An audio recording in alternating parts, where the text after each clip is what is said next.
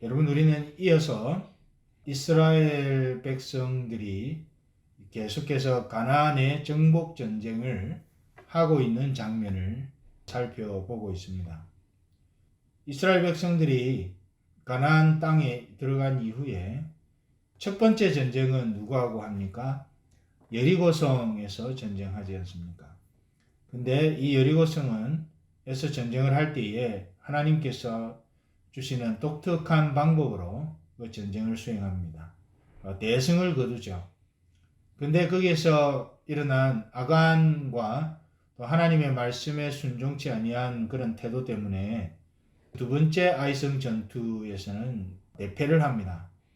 그 뒤에 다시 하나님 앞에서 정비하고 두 번째 아이성 전투를 행하는데 거기에서는 문제점들이 다 해결되었기 때문에 두 번째 아이성 전투에서는 이스라엘 백성들이 큰 승리를 거둡니다. 여리고성에서 싸울 때에는 좀 상황이 다릅니다만은 아이성에서 전쟁을 할 때에는 전리품, 전쟁을 하고 나서 우리가 획득하는 여러 가지 값 나가는 물건들이 있지 않습니까? 이 전리품과 관련해서 하나님께서 주시는 뚜렷한 금지 규정도 없습니다. 이런 상황에서 이렇게 큰 승리를 거둔 경우에 예나 지금이나 축제를 벌리면서 축하하는 행사를 하는 것이 일반적이죠. 우리가 전쟁을 해서 이렇게 이겼으니까 전리품도 뺏어오고 그것을 서로 축하하기 위해서 잔치를 벌리고 행사도 하고 뭔가 페스티벌을 하지 않습니까? 그렇게 하는 것이 일반적인 그런 상황인데 오늘 말씀을 보면 이스라엘 백성들은 아이성 전투에서 크게 승리를 했음에도 불구하고 이스라엘 백성들은 그 승리를 기념하는, 승리를 자축하는 축하 행사나 축제를 벌리지 않습니다. 그보다도 그들은 어떻게 해야 현실적인 승리를 넘어서서 현실적인 승리에 안주하지 않고 하나님의 백성으로서 더 큰, 어쩌면은 최종적인 승리, 그것을 맛보기 위해 어떻게 해야 하는지 또 그 과정, 그 행보를 옮겨가고 있는 것을 볼 수 있습니다. 오늘 이 시간에 그걸 살펴보기를 원합니다. 전쟁에서 이겼으니까 축제를 벌리는 것, 일반적으로는 할 수 있습니다. 그러나 이 이스라엘 백성들은 그러지 않고 좀 독특한 행동을 합니다. 그것을 우리가 살펴보고 오늘날 우리가 살아가는 동안에 크고 작은 성취, 크고 작은 성공, 이것을 이룰 때에 우리가 하나님 앞에서 어떤 태도를 가져야 할 것인지에 대해서 우리가 살펴보기를 원하는 것입니다. 이스라엘 백성들은 아이성 전투에서 이기고 나서 먼저는 승리를 주신 하나님께 감사했습니다. 그것을 어떻게 알 수 있느냐 하면 30절과 31절을 보시면 거기에 이렇게 기록되어 있습니다. 때에 여호수아가 이스라엘의 하나님 여호와를 위하여 에발산에 한 단을 쌓았으니, 때에 언제입니까? 승리한 다음에, 아이성 전투에서 이긴 다음에, 이겼을 그때에 여호수아가 지체하지 않고 에발산이라고 하는 산에다가 하나님의 단을 쌓습니다. 제단을 쌓은 거죠. 31절입니다. 이는 여호와의 종 모세가 이스라엘 자손에게 명한 것과 모세의 율법책에 기록된 대로 철 연장으로 다듬지 아니한 새 돌로 만든 단이라. 우리가 여호와께 그 제단에서 뭘 했나 하면 번제와 화목제를 그 위에 드렸으며, 지금 이 전체적인 상황 31절에서 이 여호수아가 에발산에 단을 만들고 제단을 만들고 거기서 번제와 화목제를 드린 것, 이것은 무엇을 의미하는고 하니 어떤 일을 성취하고 나서 이 번제와 화목제를 드린다 하는 것은 하나님 앞에 앞서 이룬 성공, 앞서 이룬 성취, 앞서 이룬 승리, 이것이 하나님께서 해주신 것, 그래서 하나님께 감사하는 마음을 표현하는 것이 제단을 쌓고 거기서 번제와 화목제를 드리는 것의 의미입니다. 앞서 아이성에서 전쟁을 해서 이긴 것은 자기들이 잘해서 된 것이 아니라는 이야기죠. 하나님께서 도와주셨기 때문에, 주권적으로 하나님께서 선물로 그런 승리를 주셨기 때문에 가능했던 것이지, 우리가 잘나서 된 것이 아니다라는 것을 이 화목제와 번제를 드림으로 표현하고 있는 것입니다. 이것은 오늘날도 사실 마찬가지입니다. 우리가 살아가다가 어떤 일을, 크고 작은 일들을 성취하잖아요. 시험에 합격을 했다든지, 아니면 어떤 일을, 프로젝트를 했는데 그것이 잘 끝났다든지, 여러 가지 상황을 우리가 만날 수 있습니다. 그렇게 어떤 일을 성취하고 나서 그 마음 중심에 하나님을 향한 감사가 있는가 없는가를 보면, 그 성취, 그 성공이 하나님의 은혜로 주어졌다는 것을 인식하고 있는지 그렇지 않는지를 우리가 분별할 수 있는 것이죠. 예를 들면 이런 겁니다. 어떤 일을 이루었는데 그 일을 이루고 나서 마음에 정말 하나님 감사합니다, 감사 찬송을 올려드립니다, 이런 마음이 마음 깊은 곳에서부터 진실로 일어난다면, 그 사람은 앞서 이루었던 그것을 하나님의 도우심을 따라 성공적으로 마쳤다고 마음에 그런 생각을 갖고 있다는 것을 증명하는 것입니다. 뭐 큰 일을 성취했는데 우리가 조건이 잘 맞아서 그렇게 됐지, 또 우리가 열심히 했으니까 그렇게 됐지, 뭐 그런 생각을 한다면 그건 뭘 표시하는 건가 하면, 하나님이 함께 하셔서 이것이 되어졌다라는 마음이 없다는 것을 의미하는 겁니다. 그런데 반대로 이거 하나님이 도우셔서 그랬지, 주님 감사합니다 하면, 그 마음속에 있는 구조는 하나님이 도우셔서 이 일이 되었다라고 하는 것을, 그런 마음이 있다는 것을 보여주는 것이죠. 여러분, 어떤 순간에도 작은 일부터 큰 일까지 하나님을 향한 그 진실한 감사를 잊지 않는 저와 여러분이 되시기를 축복합니다. 이러한 감사는 저와 여러분이 진실로 하나님의 은혜에 사로잡혀 있는지 또 그렇지 않은지를 증명하는 아주 중요한 바로미터가 될 것입니다. 감사가 있는가를 보면, 저 사람이 하나님의 은혜를 염두에 두고 있구나. 감사가 없는 것을 보면, 저 사람은 하나님의 은혜로 되었다라고 생각하지 않고 있구나. 스스로도 그걸 판단할 수 있죠. 저와 여러분 모두는 어떤 일을 만나든지, 어떤 큰 성취, 또 어떤 자그마한 성취, 어떤 종류의 성취, 성공을 만나든지 하나님 앞에 진실로 감사하는 그런 저와 여러분이 되기를 바라는데, 그것은 우리가 하나님의 은혜 안에서 이 일을 하고 있다, 은혜에 사로잡혀서 하나님의 도우심으로 일이 이루어졌다는 것을 증명하는 것이 된다는 말입니다. 이렇게 하나님 앞에 감사를 올려드린 이스라엘 백성들은 한 단계 더 나아가서 하나님의 말씀 앞에 자신을 세웁니다. 감사했죠, 처음에는. 그래서 하나님이 도우셔서 이 일이 이루어졌다는 것을 그 감사를 통해서 증명했지요. 그게 첫 번째였습니다. 그런 다음에 이 이스라엘 백성들이 한 단계 더 나아가서 하나님의 말씀 앞에 자신들을 세웁니다. 32절을 보겠습니다. 여호수아가 거기서 모세의 기록한 율법을 이스라엘 자손의 목전에서 그 돌에 기록하며, 이스라엘 백성들은 감사의 제사를 올려드린 이후에 제단의 돌에다가 말씀을 새깁니다. 모세가 명한 율법의 말씀을 이스라엘 백성들이 보는 앞에서 그 돌, 제단에 있는 돌멩이에다가 그것을 새깁니다. 하나부터 열까지 다 세밀하게 다 새깁니다.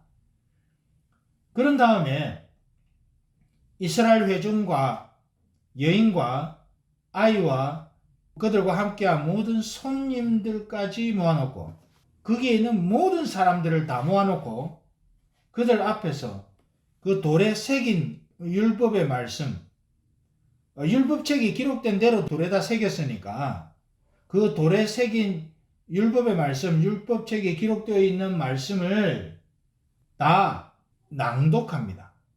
사람들을 다 모아놓고 그 앞에서 낭독합니다. 한 번은 그 말씀을 돌에다 새기고 그러고 난 다음에 다시 그 말씀 전체를 모든 사람들 앞에서 세밀하게 다 낭독을 하는 겁니다. 하나는 말씀을 돌에다 새긴 것이고 낭독을 한다는 말은 그 말씀을 마음판에 새기는 겁니다. 그게 34절과 35절에 나와 있습니다. 그 후에 여호수아가 무릇 율법책에 기록된 대로 축복과 저주하는 율법의 모든 말씀을 낭독하였으니 돌에 새긴 다음에 낭독했다는 이야기입니다. 모세에 명한 것은 여호수아가 이스라엘 온 회중과 여인과 아이와 그들 중에 동거하는 객들 앞에 낭독하지 아니한 말이 하나도 없었더라. 모든 율법의 말씀, 축복과 저주의 율법의 말씀을 돌에도 새기고 낭독도 하고 그렇게 했다는 이야기죠. 왜냐하면 이들이 왜 이렇게 했을까요? 이렇게 하는 것이 크고 아름다우며 진실로 아름다운 승리로 결론 지어지는 삶을 살 수 있는 첩경이 된다는 사실을 이들이 알았기 때문입니다. 아이성 전투에서 이긴 것과는 별도로 이들은 그것보다 훨씬 큰 승리, 역사적으로 이야기하자면 가나안 땅 전체를 정복한 승리, 또 성경의 어떤 그 신학적인 그런 것에 의하면 나중에 주님 다시 오실 때에 이 땅을 살았던 성도들이 주님과 함께 영원토록 왕노릇하는 그것으로 누리는 승리, 그것을 맛볼 때까지 왜 이스라엘 백성들이, 하나님의 자녀들이, 하나님의 백성들이, 성도들이 어떻게 살아야 하는지, 어떤 태도를 가져야 하는지를 이들이 알았다는 거예요. 그래서 아이성 전투에 한 번 이겼다고 해서 마음이 팍 풀어진 것이 아니라 하나님께서 주시는 마지막에 주시는 승리를 맛보기 위해서 오늘 내가 어떻게 해야 되는지를 알았고 그것을 지금 이 이스라엘 백성들이 행동을 하고 있는 것입니다. 그래서 그 진실한 아름다운 마지막의 승리를 한 번 승리에 그냥 도취되지 않고 하나님이 주시는 마지막에 주시는 승리를 맛보기 위해서 내가 오늘 이렇게 한다 하는 것을 이스라엘이 보여주는 것이죠. 앞서 하나님께서는 이러한 사실을 여호수아에게 당부했습니다. 여호수아 1장 7절 8절을 제가 읽어보겠습니다. 오직 너는 마음을 강하게 하고 극히 담대히 하여 나의 종 모세가 네게 명한 율법을 다 지켜 행하고 좌로나 우로나 치우치지 말라. 그리하면 어디로 가든지 형통하리니 이 율법책을 내 입에서 떠나지 말게 하며 주야로 그것을 묵상하여 그 가운데 기록한 대로 다 지켜 행하라. 그리하면 내 길이 평탄하게 될 것이라. 내가 형통하리라. 여기서 형통한다는 말은 일이 잘 풀린다 하는 말도 되지만 성공한다, 성취한다, 무엇을 이룬다 라는 그런 뜻입니다.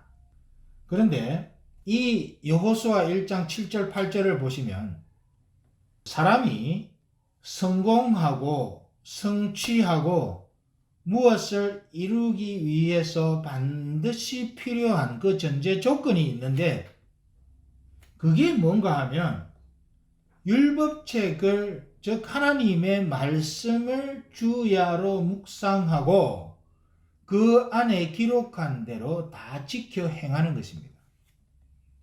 저와 여러분이 여기서 한 가지 주목해야 될 것이 있습니다. 그것은 바로 하나님께서 말씀을 지켜 행하는 데, 그러니까 형통하기 위해서는 하나님의 말씀을 지켜 행해야 되는데 그 하나님의 말씀을 지켜 행한다는 것이 어떤 의미인가, 그것이 무슨 뜻인가를 가르치면서 하나님께서 이렇게 말씀하시는 거죠. 좌로나 우로나 치우치지 말라고 당부합니다. 말씀을 대하면서 우리가 좌로나 우로나 치우치는 이유가 무엇일까요?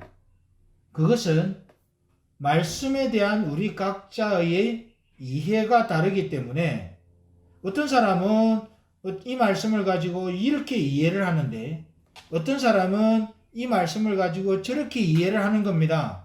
그런 이해가 달라서 오는 그 이해를 따라서 행동하니까 어떤 사람은 좌로 치우치고 어떤 사람은 우로 치우치는 일이 생긴다는 겁니다.